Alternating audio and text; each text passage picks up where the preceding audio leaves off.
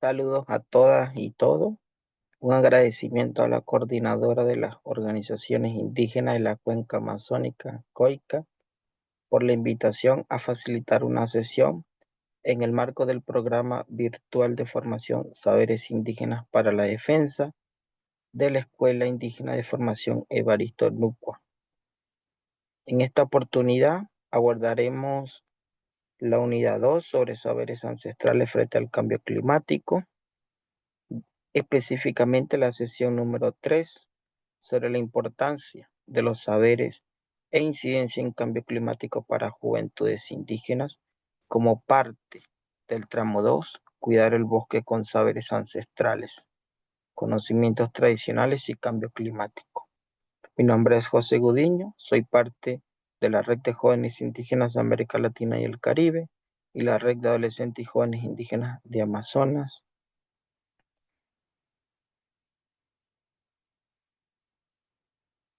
El propósito central de esta tercera sesión es fortalecer la comprensión y el rol de las juventudes indígenas en la defensa del territorio frente al cambio climático, destacando la importancia de los saberes ancestrales como sistemas vivos de adaptación, mitigación e incidencia política e incidencia climática.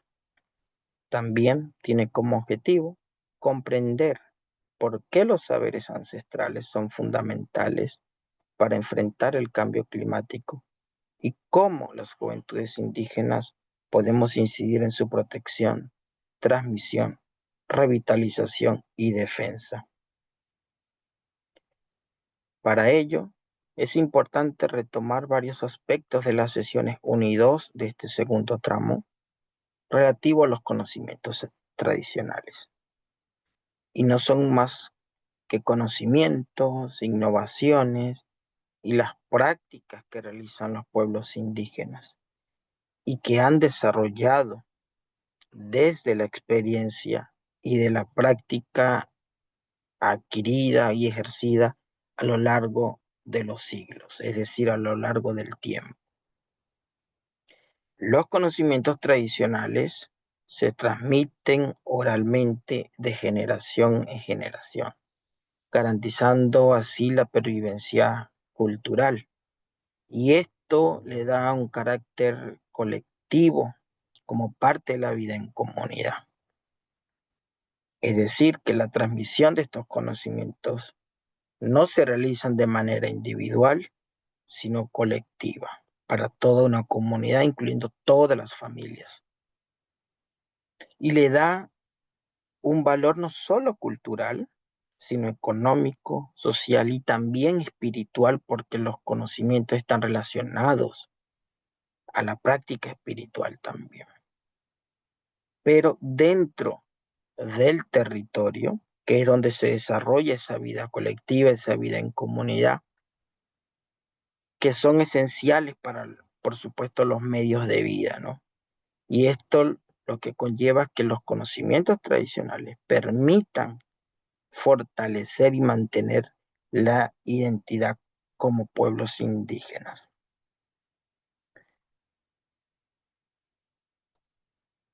Algo importante para comprender esta sesión es tener una mirada no occidental, sino una mirada indígena sobre el cambio climático y el porqué de la importancia de los saberes frente al cambio climático. Y es que básicamente debemos observar, analizar, leer, interpretar lo que el clima nos está diciendo en nuestros territorios, los cambios que están ocurriendo en las lluvias, en los ríos, en las estaciones y por supuesto en las alteraciones de los ciclos ecológicos que tiene afectación directa en nuestros cultivos, en nuestra pesca, en nuestras cacerías, en nuestros modos de vida y por supuesto en la pérdida de especies nativas y en las señales tradicionales de los abuelos y abuelas también. En ese sentido, para conectar ambos puntos, necesitamos comprender dos temas claves. Adaptación y mitigación. Si bien son temas occidentales, nuestras tecnologías indígenas ejercen también dentro de nuestra comunidad, nuestro territorio, adaptación y mitigación. Quiere decir que nosotros también practicamos estos saberes para adaptación y para mitigación. Y voy a hacer un hincapié en ambos términos. Por un lado, tenemos la adaptación, que no es otra cosa que prepararnos para los efectos negativos que tiene el cambio climático en nuestro territorio. Y esa adaptación es que nos permite a nosotros como seres humanos moderar los impactos o daños o aprovechar también los posibles beneficios que tiene el cambio climático en la actualidad o en el futuro. Y aquí nosotros, utilizando nuestras propias tecnologías, nos permiten mantener calendarios eh, ecológicos para desarrollar nuestros cultivos. Y nuestros cultivos resistentes a sequías o altas temperaturas, o a bajas temperaturas también, como pueblos indígenas, como ocurre en la zona andina, por ejemplo. O también saberes para adaptación en el manejo del agua, por ejemplo, ¿no? Nosotros implementamos sistemas de recolección, de optimización o de planes frente a inundaciones. Y también tenemos esto de la movilidad territorial, ¿no? Son como ejemplos, 4 ejemplos específicos de nuestros saberes para la adaptación. Pero también tenemos el otro lado, que es la mitigación, que no es más que nada, en palabra coloquial, curar las causas del cambio climático, ¿no? La mitigación busca reducir o evitar la emisión de gases de efecto invernadero y potenciar los sumideros de carbono para limpiar la atmósfera. ¿Eso qué tiene que ver con nosotros? Bueno, que nuestros bosques son considerados como sumideros de carbono. Y nosotros protegemos, y así está reconocido por Naciones Unidas, el 80% de la biodiversidad global está en los territorios indígenas. ¿Y eso qué significa? Es que nuestras tecnologías están en reciprocidad y en respeto y en armonía con la madre tierra. Por lo cual nuestras actividades no son para explotarla, a diferencia del mundo occidental que quiere explotarla a niveles industriales.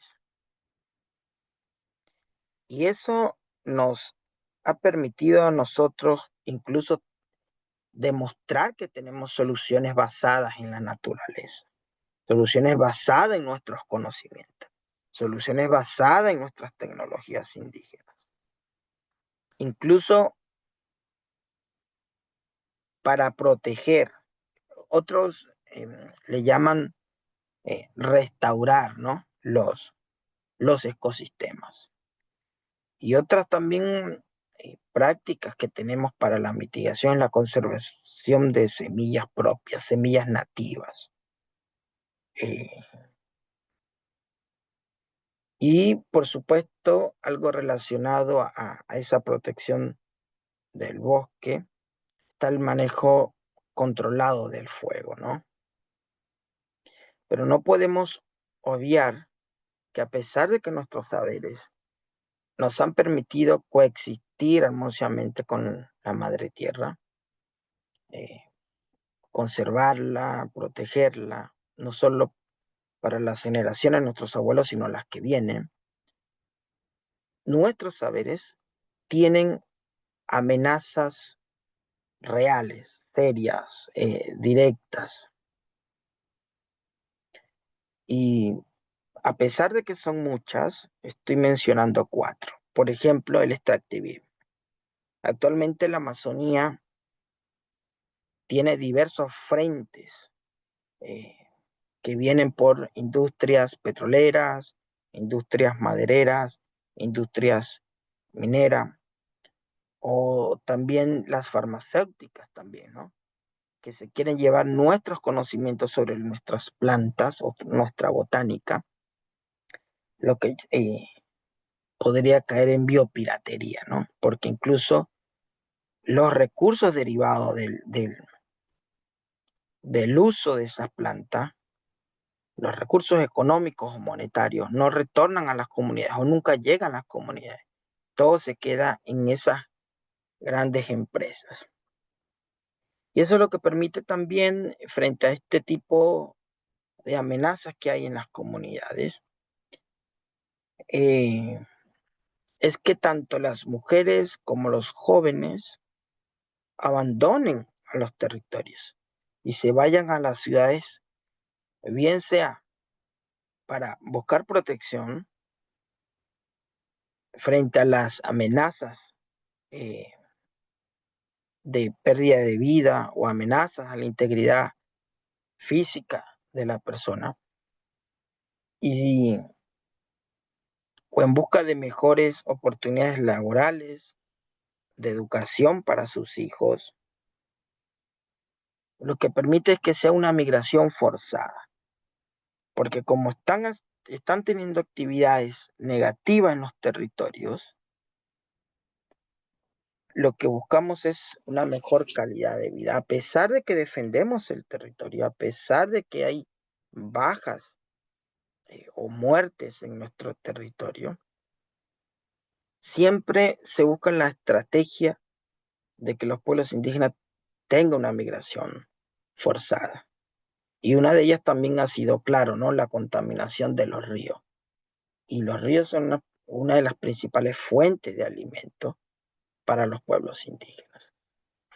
Y una vez en la ciudad también se sufre discriminación y eso conlleva la pérdida no solo de la identidad, sino también del idioma, de la lengua. Entonces, frente al mundo actual y ante el avance de tecnologías, necesitamos un punto de sinergia entre estos dos tipos de ciencia, todo tipo de conocimiento, ¿no? Y menciono aquí tres ámbitos de acción desde el punto de como pueblos indígenas y el punto de la ciencia occidental. Por ejemplo, para el monitoreo ecosistémico, nosotros realizamos la interpretación de bioindicadores climáticos, ¿no? Dinámica de bosques, a pie y el conocimiento de la botánica que tenemos en nuestro territorio.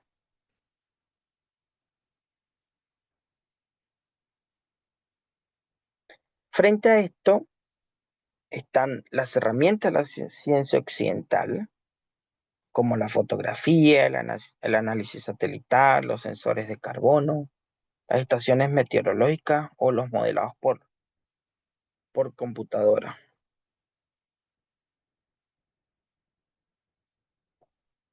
Y otro de las actividades, por ejemplo, que se desarrollan en cuanto a los cultivos, tenemos aquellos que son regenerativos, es decir, adaptativos, o se le conoce como la chacra o chagra en algunos países, que imita los ciclos de restauración y resiliencia del suelo.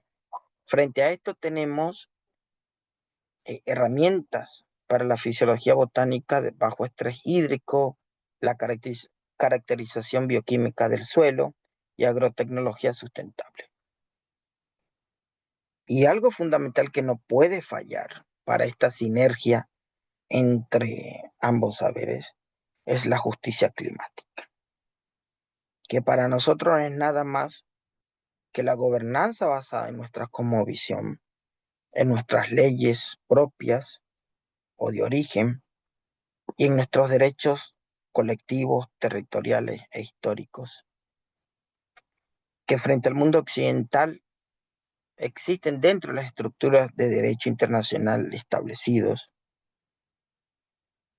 Y podemos mencionar, por ejemplo, la Declaración de la ONU sobre Derechos de los Pueblos Indígenas, el Convenio 169 de la OIT, la Organización Internacional del Trabajo, la Declaración Americana sobre Derechos de los Pueblos Indígenas, el Acuerdo de Escazú relativo también a los asuntos ambientales, y aquí entra el tema de los defensores indígenas como guardianes del territorio. Y otros mecanismos que están como las convenciones, ¿no?, de Río, que son 3, y entran los mecanismos de financiamiento global que existen, y en donde como pueblos indígenas estamos solicitando un acceso directo, porque si bien existen a nivel global para el tema de clima, para el tema de biodiversidad, para el tema de incluso conocimiento tradicional, el artículo 8J, esos recursos no llegan a las comunidades y se quedan o en el ámbito nacional o la burocracia termina por agotar dichos recursos. Y no más que nada, esos mecanismos que existen a nivel internacional nos permiten también a nosotros demandar a una empresa que tenga actividades y sus impactos sean negativos en nuestro territorio, lo que se conoce como litigio ambiental transnacional. ¿Por qué transnacional?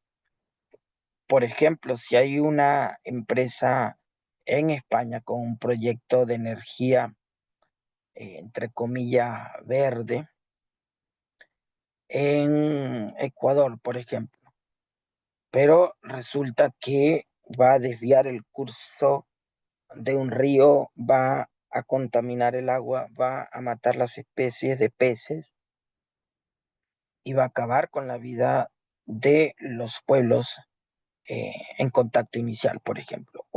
Se puede demandar tanto en Ecuador como en el origen donde está registrado la empresa, en España, por ejemplo. A eso se le conoce como litigio ambiental transnacional. Y otros mecanismos que existen también de derechos humanos donde se puede denunciar las violaciones, ¿no?, y los impactos que tienen. Por ejemplo, el mecanismo de expertos de Naciones Unidas sobre Derechos de los Pueblos Indígenas, el Foro Permanente para las Cuestiones Indígenas de la ONU que sesiona todos los años en Nueva York, o incluso los tribunales regionales que hay como la Corte Interamericana de Derechos Humanos, pero que es materia también de otras sesiones más adelante que van a ver. Entonces, una vez revisado brevemente sobre los conocimientos tradicionales y la mirada indígena sobre el cambio climático, ¿cuál es nuestro rol como jóvenes indígenas en la protección, transmisión y defensa de esos conocimientos tradicionales frente al cambio climático? Bueno, hay una serie de aspectos que son evidentes y que son fundamentales, ¿no? Las juventudes indígenas cumplimos un rol fundamental para la continuidad generacional de nuestra cultura como pueblo. Somos guardianes de la memoria viva, porque no solo somos receptores de los conocimientos tradicionales por parte de nuestros mayores, nuestros abuelos, abuelas, sino que precisamente nos permite reinterpretarlos, actualizarlos o adaptarlos a nuevos contextos ambientales, climáticos, culturales. Y precisamente en un contexto complejo donde la crisis climática está alterando los ciclos ecológicos, las especies, los suelos, las aguas, etcétera, es en ese momento donde la juventud se convierte en una memoria viva, en una memoria activa, capaz no solo de registrar, sino de comparar, de comprender las transformaciones que afectan directamente los saberes ancestrales y de cuestionar también.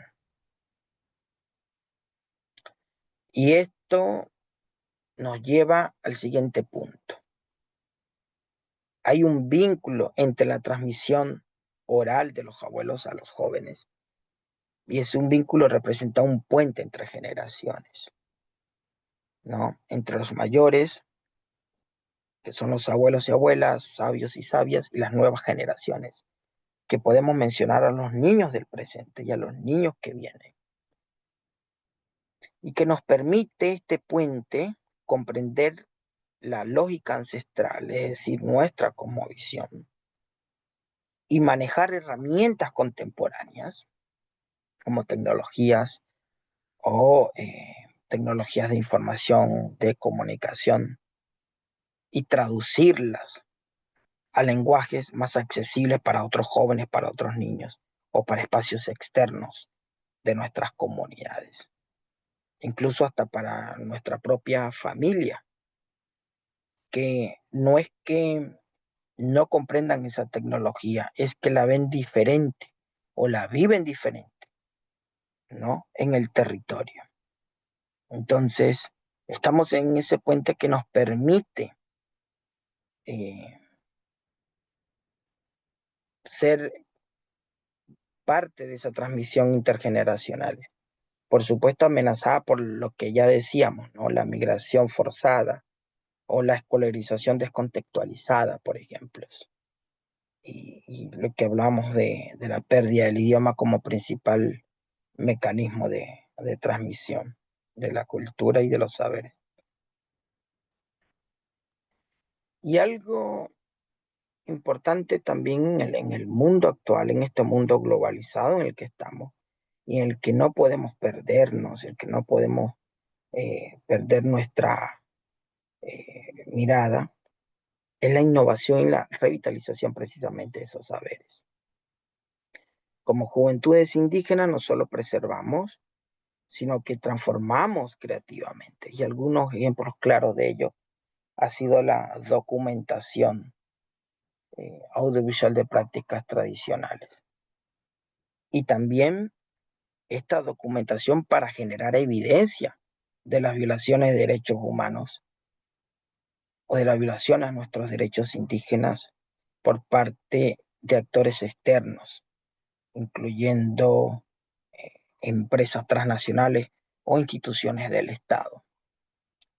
Siempre se dice que eh, como nuestra transmisión o nuestro conocimiento se da de manera oral, se necesita documentos para probar una situación. Bueno, como jóvenes indígenas empezamos a documentar esas violaciones también para generar evidencia y datos de lo que está ocurriendo en el territorio. Y una vez generada la información, generado esos productos audiovisuales, los podemos difundir en las redes sociales actuales, que hay muchísimas, ¿no? Y que también eh, impactan en nuestras comunidades. Ya hablábamos esto de la creación de los bancos de semillas para el resguardo, ¿no? De las semillas nativas, o el fortalecimiento de los calendarios ecológicos o productivos. Por supuesto, esa integración de tecnologías apropiadas con nuestras prácticas ancestrales nos permite a nosotros tener un monitoreo y defensa, lo que nos trae a este programa de formación, ¿no? Innovador. Y precisamente, como jóvenes indígenas, somos defensores territoriales, porque también el cambio climático es una amenaza real a nuestro territorio. Y allí nuestro rol eh, político nos permite participar en procesos de vigilancia territorial a través de los guardianes territoriales o de las guardias territoriales como un mecanismo de protección que tenemos los pueblos indígenas en nuestro territorio, que está vinculado también al desarrollo de nuestros planes de vida, ¿no?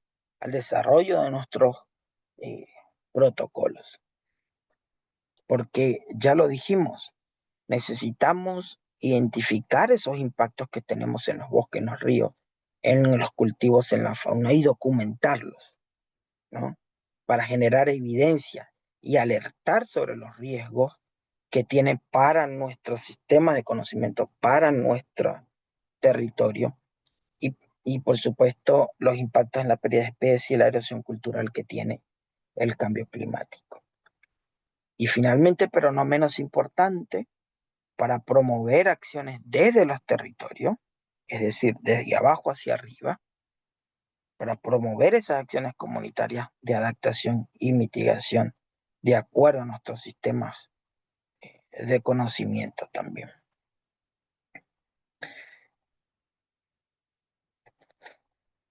Un punto importante también en esto del rol que tenemos en la promoción, protección y transmisión de los saberes es que ejercemos o tenemos la capacidad para incidir en muchos espacios y en muchos niveles. Ejercemos una vocería, ejercemos un liderazgo en la incidencia climática, en la protección de la biodiversidad, en la protección de la cultura, pero que estos espacios necesitamos llevar narrativas claras, basadas en nuestros saberes ancestrales. Y una vez generada esa evidencia que hablaba en el punto anterior, denunciar los impactos negativos y extractivos que tienen los agentes externos en nuestro territorio. Y un punto importante es que no solo nos quedamos con lo negativo, generamos también soluciones, tenemos propuestas desde nuestra cosmovisión. Y una de las cuestiones que participamos en los espacios internacionales más importantes para este tema, las conferencias de las partes. Yo les mencionaba las 3 convenciones de Río.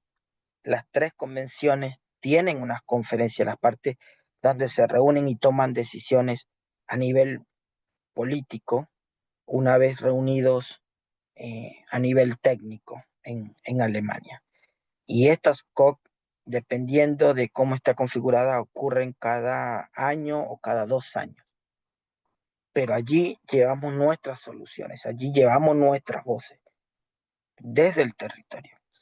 Y participamos también en otros foros climáticos como las semanas regionales del clima, por ejemplo, donde se habla de financiamiento climático. Y en donde allí nosotros decimos que el financiamiento climático tiene que ser directo a las comunidades indígenas a través de sus procesos de gobernanza territorial y de su mecanismo de gobernanza. Y aquí quisiera hacer una pausa para realizar una pregunta de reflexión y que ustedes analicen en sus casas, en sus comunidades y debatan con otros jóvenes. ¿Cuál es el mejor espacio para incidir en tema de clima, en tema de biodiversidad? ¿El espacio comunitario o territorial, el espacio local o municipal, el nacional o el internacional o global? Y aquí hay un debate importante porque si bien la toma de decisiones ocurre a nivel global, donde los países adoptan y ratifican los instrumentos internacionales en distintas materias, el impacto real está en los territorios. Hay personas que están de acuerdo en que el mejor espacio para incidir en clima y en biodiversidad es en el territorio, porque allí es donde ocurre y donde los pueblos indígenas viven y tienen su vida colectiva. Pero hay otros que dicen que es a nivel internacional donde están los tomadores de decisiones y en que muchas veces en el espacio nacional no nos escuchan nuestros propios gobiernos. Y cuando llegamos al espacio internacional nos los encontramos y al menos se escuchan y se sientan en la mesa, dependiendo del espacio, ¿no? Para mí, mi respuesta frente a esto, lo que yo he dicho es que cualquier espacio es clave y es fundamental mantenerlo y participar en la medida posible en todos. porque precisamente arriba toman las decisiones, pero impactan abajo en los territorios. Y si de abajo no hay una representación en estos espacios, nunca va a llegar el financiamiento directo, o no se va a saber qué es lo que está pasando en realidad en los territorios indígenas. Por eso es que hay que utilizar las herramientas tecnológicas que hay en la actualidad a favor, no en contra de nosotros, ¿no? Por eso, para mí, cada espacio es clave, es fundamental mantenerlo, consolidarlo y seguir participando y seguir generando este tipo de capacitaciones también para que más mujeres, más jóvenes se empoderen y participen y puedan estar en una mesa de negociación con los estados y asumir y presentar propuestas para que sean consideradas o exigir también la garantía de derechos que muchas veces a los estados se les olvida y hay que recordarles que ellos adoptaron, firmaron y ratificaron un convenio y que por lo tanto están en el deber de cumplir. Bueno, algunos mensajes claves de este rol como jóvenes y los saberes ancestrales es que son ciencia viva. Nuestra cultura es viva, no es una ciencia que necesita ser validada por el mundo occidental, mientras que la ciencia de ellos sí. Y por supuesto, ya lo decía, el cambio climático como amenaza a esa memoria, a esa ciencia viva y a nuestra identidad, es real y cada vez tiene un mayor impacto en los territorios. Pero como jóvenes indígenas, somos guardianes, estamos innovando, renovando esos saberes. Y precisamente la incidencia ocurre, o la mejor incidencia ocurre, cuando estamos unidos con nuestros conocimientos. Cuando estamos desarticulados, allí en donde las empresas, las instituciones hacen desastres en nuestras comunidades, porque nos quieren divididos, nos quieren disgustados, nos quieren incluso no preparados para los temas. En resumen, como juventudes indígenas del presente y de las que vienen, viviremos las consecuencias más profundas o vivimos las consecuencias más profundas del cambio climático. Y somos la generación que sostiene esa continuidad de los pueblos y de la vida en territorio. Y los pilares que sostienen a esta custodia del futuro de nuestra cultura. Tenemos el ético, ¿no? Protegemos la vida, protegemos la memoria. Tenemos el pilar político, porque defendemos nuestros derechos colectivos, territoriales e históricos. Tenemos el pilar cultural, porque debemos asegurar esa continuidad. Tenemos el pilar territorial, porque cuidamos el bosque, el agua.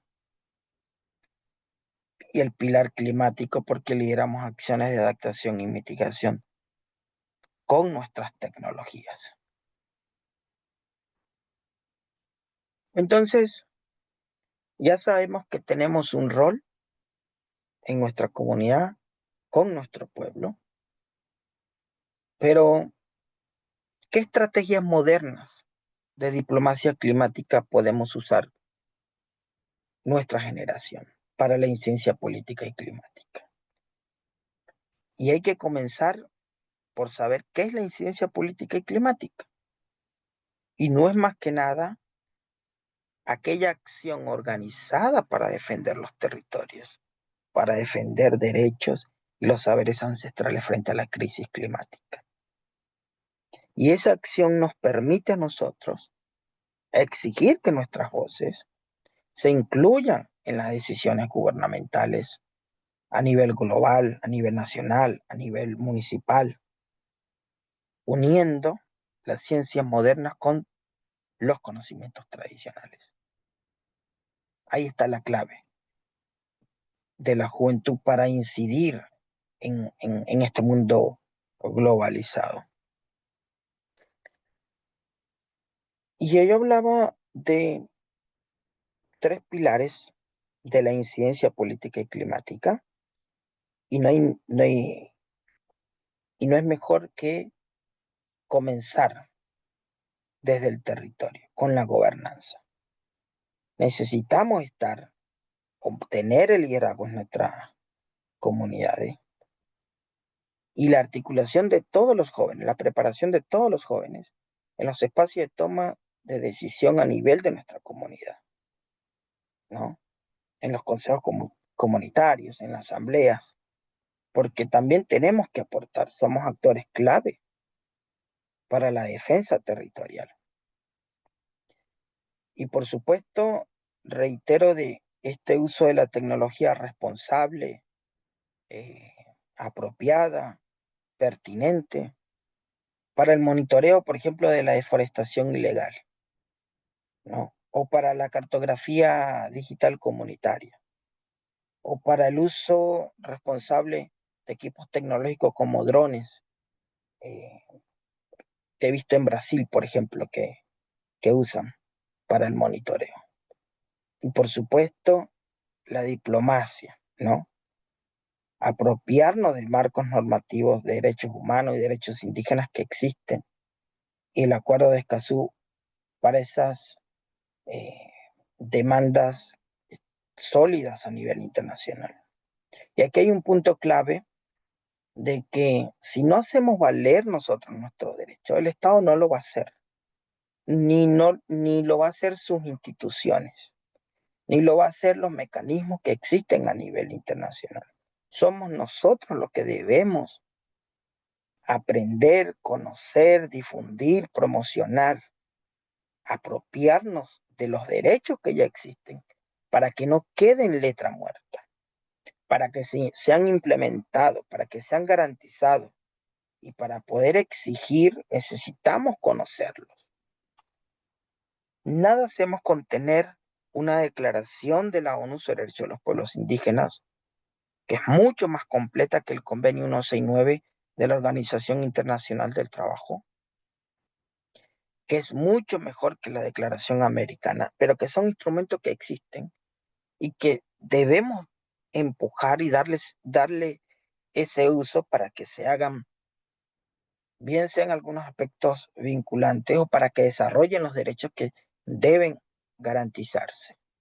Entonces, esta trilogía no va a funcionar si no estamos conectados con el territorio o si no usamos o dejamos de usar las tecnologías para cosas buenas como la defensa territorial, o si no nos apropiamos de los marcos para incidir con un enfoque de derechos en la diplomacia climática que existe a nivel internacional. Y hay una ruta estratégica de incidencia con 4 pasos. Eh, bueno, comenzando por el autodiagnóstico, ¿no? El reconocimiento de los problemas, de las carencias, de las necesidades que están en nuestras comunidades. Y una vez identificado, es clave el fortalecimiento de capacidades en derechos indígenas, humanos, territoriales y diplomacia climática, como está pasando con este programa de formación de la escuela Evaristo Nupa de la COICA, al cual felicitamos y esperamos que sigan más ediciones, porque necesitamos seguir capacitando a las mujeres, a los jóvenes, a los mayores, y tener esa incidencia efectiva en los distintos espacios. Como tercer paso tenemos una cohesión, que no es nada que la articulación de la agenda de juventud entre la COICA y otras redes regionales. Que la COICA sirva de plataforma para organizar a los jóvenes indígenas amazónicos con otros jóvenes indígenas de Mesoamérica, de los Andes, etcétera, etcétera.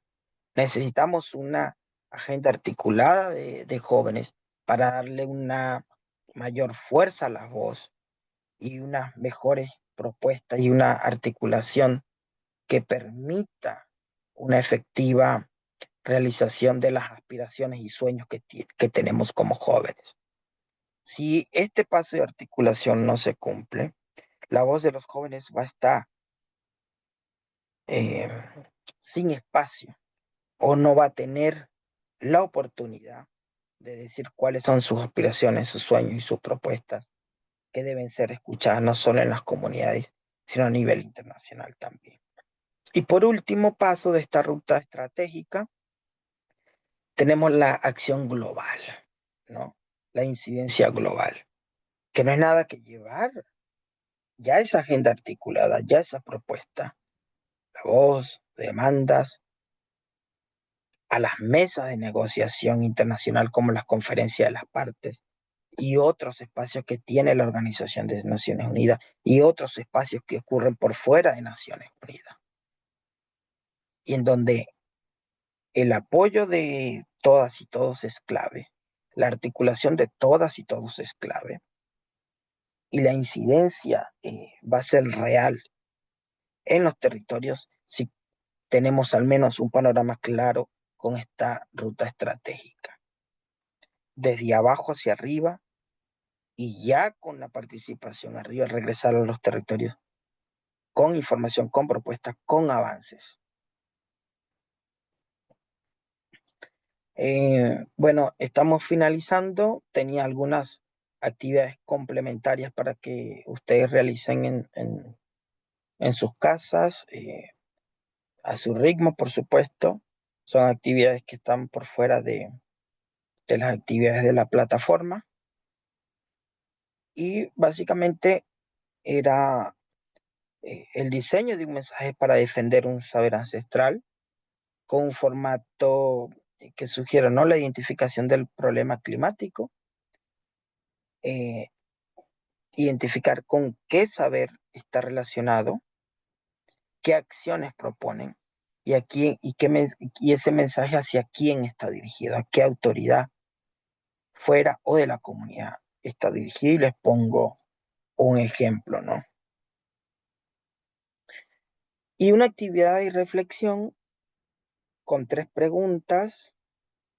La primera, esto que hablábamos de los cambios que debemos observar en el territorio. ¿Cuáles son los que han observado en tu comunidad? Puede ser de agua, de lluvia, de animales, de cultivo, de bosque, etcétera, etcétera. Y, y una vez identificado ese problema, identifica a qué saber ancestral está siendo afectado por el cambio climático. Ponen el saber, quién lo transmite, qué lo amenaza, cuándo ocurre, cómo ocurre, y qué pueden hacer ustedes como jóvenes indígenas, como mujeres indígenas para proteger ese saber. Y una actividad final o una reflexión final de un compromiso personal, pero un compromiso que tenga un impacto colectivo, un impacto comunitario, es como joven indígena, ¿a qué te comprometes? Te comprometes a capacitar a otros jóvenes con la formación que está viendo de esta escuela de formación virtual de saberes indígenas para la defensa, porque eso puede ser un compromiso real que pueden asumir, o te comprometes a incidir a nivel municipal, a nivel local. Cositas pequeñas, pero que tienen un gran significado, un gran impacto y que puede también motivar a otras mujeres, a otros jóvenes a realizarlo. Así que gracias por escucharme, gracias por la invitación. Estoy presto para cualquier eh, actividad de reflexión o escucharles sus reflexiones eh, sobre esta capacitación y sobre lo que puedan hacer, ¿no?, en sus comunidades. Muchísimas gracias.